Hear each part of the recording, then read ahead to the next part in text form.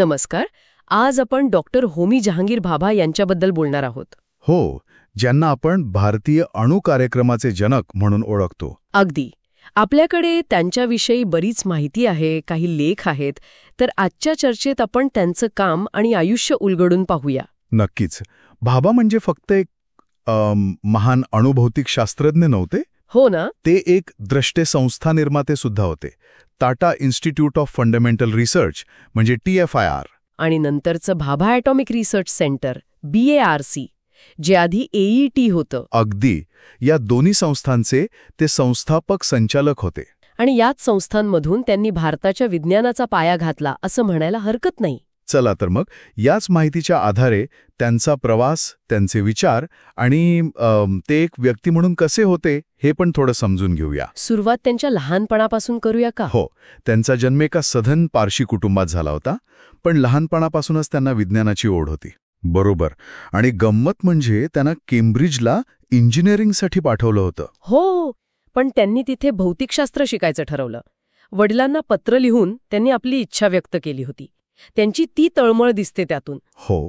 आणि केम्ब्रिजमध्ये त्यांचं काम खूप महत्वाचं ठरलं.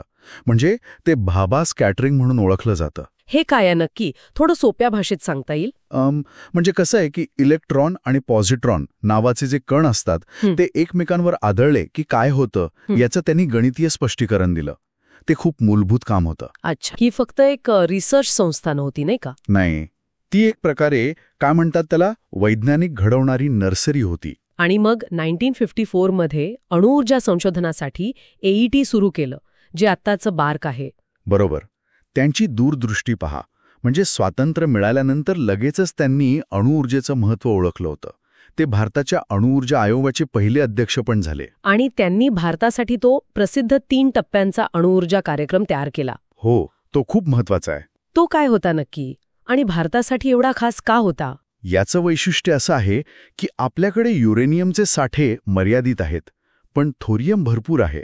हो. तर भाभांनी हा कार्यक्रम थोरियमवर आधारित आखला.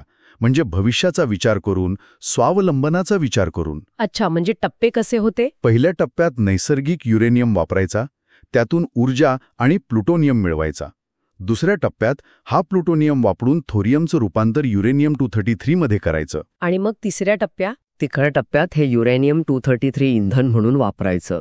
अशी ही दीर्घकालीन योजना होती. म्हणजे सुरुवातीपासूनच आपल्याकडच्या संसाधनांचा विचार होता. याच काळात अप्सरा अणुभट्टी सुरू झाली. आशियातली पहिली. हो. आणि नंतर कॅनडाच्या मदतीने सायरस अणुभट्टी पण उभारली. हो. आणि सायरस महत्वाची ठरली, कारण त्यातून जो प्लुटोनियम मिळत होता त्याचा उपयोग पुढे संरक्षणासाठी पण होऊ शकत होता. अगदी. भाभांनी प्लुटोनियम वेगळ्या करण्यासाठी फिनिक्स नावाचा पुनर्प्रक्रिया प्रकल्प पण सुरू केला होता. हे सगळं अणुइंधन चक्रासाठी गरजेचं होतं. पण मग 1964 मध्ये चीनने अणुचाचणी केली आणि वातावरण बदललं. बरोबर. त्यानंतर भाभांनी खूप स्पष्ट भूमिका घेतली. त्यांनी सार्वजनिकपणे म्हटलं की भारताने अणुबॉम्ब बनवण्याची क्षमता ठेवली पाहिजे. हो. आणि त्यांनी त्याचा खर्च किती येईल याचा अंदाजही दिला होता. यामुळे बरीच चर्चा झाली तेव्हा. कारण तेव्हाचे पंतप्रधान लाल बहादूर शास्त्री हे तत्वतः अणुबॉम्बच्या विरोधात होते. हो. पण चीनची चाचणी आणि भाभांचा आग्रह यानंतर सरकारने थेट बॉम्ब बनवायला नाही, पण एका वेगळ्या गोष्टीला परवानगी दिली. कशाला? शांततापूर्ण अणुस्फोटकं म्हणजे पीसफुल न्यूक्लिअर एक्सप्लोजिव्ज PNEs विकसित करायला. पण PNE आणि अणुबॉम्ब यात फरक काय असतो? हे थोडं संदिग्ध वाटतंय. बरोबर आहे. तांत्रिकदृष्ट्या बघायला गेलं तर PNE आणि अणुबॉम्बमध्ये फारसा फरक नसतो. दोन्हीत अणुविखंडनच वापरलं जातं. मग फरक असतो तो उद्देशाचा. म्हणजे PNEचे खाणकाम किंवा मोठे कालवे खणायला वापरायचे असं म्हटलं गेलं. पण यामुळे भारताला अणुबॉम्ब बनवण्याची क्षमता मिळवण्याची संधी मिळाली. अच्छा. म्हणजे एक प्रकारे? हो. आणि नंतर राजारामण्णांनी पण स्पष्ट केलं की 1974ची पोखरण चाचणी काही शांततापूर्ण स्फोट नव्हता, ती अणुचाचणीच होती. हे सगळं विज्ञान आणि तंत्रज्ञानाच्या आघाडीवर झालं. पण भाभा फक्त शास्त्रज्ञ नव्हते असं म्हणतात. अगदी. त्यांना कला आणि संगीतात खूप रस होता. ते स्वतः चांगले चित्रकार होते बरं का. अरे वा. त्यांनी TIFR मध्ये फक्त विज्ञान नाही तर कलेलाही स्थान दिलं. भारतीय आधुनिक कलेचा एक मोठा संग्रह त्यांनी तिथे उभा केला. म्हणजे विज्ञान आणि कला दोन्ही त्यांच्यासाठी महत्वाच्या होत्या. हो, त्या एकमेकांना पूरक आहेत असं ते मानत असावेत. इतकं मोठं काम सुरू असताना 1966 मध्ये त्यांचं निधन झालं, फ्रान्समध्ये विमान अपघातात. हो, मॉन्ट ब्लाँक जवळ.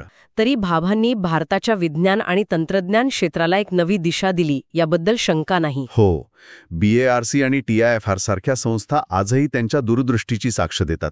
त्यांनी फक्त अणुऊर्जा नाही तर अवकाश संशोधनाला पण चालना दिली. त्यांच्या अचानक जाण्याने नक्कीच एक मोठी पोकळी निर्माण झाली भारताच्या वैज्ञानिक नेतृत्वात. हो, पण त्यांनी जी बीजं पेरली होती स्वावलंबनाची आणि वैज्ञानिक प्रगतीची, ती मात्र चांगली रुजली. जाता जाता एक प्रश्न मनात येतोच. भाभांनी आत्मनिर्भरतेवर इतका जोर दिला होता विज्ञान आणि तंत्रज्ञानात, ते आजच्या जगात किती महत्वाचं आहे? खूप महत्वाचा मुद्दा आहे हा. आणि त्यांनी विकसित केलेल्या अणुतंत्रज्ञानाचा दुहेरी वापर म्हणजे ऊर्जा आणि संरक्षण याच्या नैतिकतेकडे आपण आज कसं बघायला पाहिजे, हा एक विचार करण्यासारखा मुद्दा आहे. निश्चितच यावर विचार करायला हवा.